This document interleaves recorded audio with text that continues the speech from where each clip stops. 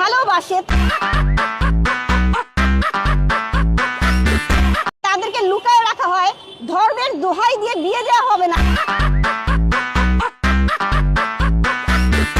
আমি তো এটা মানতেই পারবো না। আমার কথা, আমার সাথে আপনারা কেন কথা বলছেন না?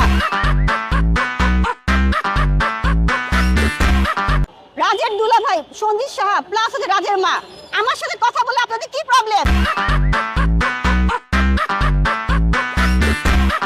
আপনার ছেলে যখন 2 মাস আমার সাথে ঘুরছিল